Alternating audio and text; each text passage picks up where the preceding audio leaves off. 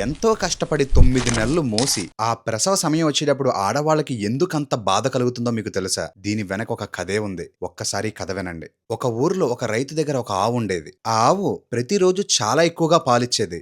ఆ పాలని అమ్ముతూ ఆ రైతు ఎంతో ధనవంతుడవుతాడు. ఆ రైతు ఆ ఆవుని ఎంతో ప్రేమాప్యాయతలతో చూసుకునేవాడు. కానీ హఠాత్తుగా ఒకరోజు ఆ ఆవు పాలివ్వడం మానేసింది. ఆ రైతు ఎంత ప్రయత్నించినా ఆ ఆవు పొదుగు నుంచి ఒక్క చుక్క పాలు కూడా బయటికి రాలేదు. కోపంతో రైతు ఆ ఆవుని కొట్టి ప్రతిరోజు హింసించేవాడు. ఒకరోజు చిరాకొచ్చి ఆవుని కొట్టి కొట్టి తరిమేస్తాడు.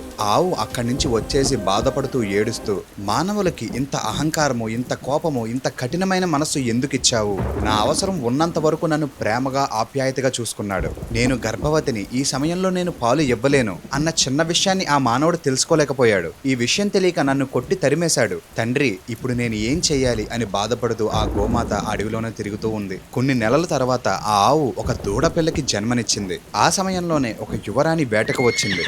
అప్పుడు ఆవు, అమ్మా, నా బిడ్డను నా వీపు మీద ఎక్కించగలవా అని అడుగుతుంది. ఇక్కడి నుంచి నేను వేరే చోటకి వెళ్ళాలి అని చెప్తుంది. ఆ యువరాణి ఆవును చూస్తూ హీనంగా మాట్లాడుతుంది.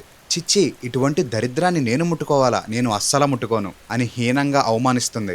ఆ కష్ట సమయంలో ఆవు ఎంతో బాధపడుతుంది. తన బిడ్డను చూసుకుంటూ ఎంతో బాధపడుతుంది. అప్పుడు ఆవు కోపంతో ప్రసవ సమయంలో ఎంతో నొప్పిని భరించి అలిసిపోయి, నిన్ను నేను ఈ చిన్న సహాయాన్ని కోరాను. నువ్వు నన్ను నా బిడ్డని అవమానించావు. నీకు ఆ నొప్పి విలువ తెలియదు కాబట్టి ఇప్పటి నుంచి మీ ప్రసవ సమయంలో నేను పడిన బాధకి 100 రెట్లు బాధ ఎక్కువ పడతారు. అలాగే మీకు పుట్టిన సంతానం 9 నెలల వరకు నడవలేరు.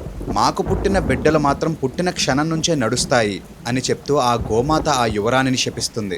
అలా ఇప్పటికీ ప్రతి ఒక్క ఆడవాళ్ళు ఈ శాపాన్ని అనుభవిస్తున్నారు. ఇలాంటి మరికొన్ని ఇంట్రెస్టింగ్ అన్టోల్డ్ స్టోరీస్ కోసం అజశ్రీని ఫాలో కొట్టండి.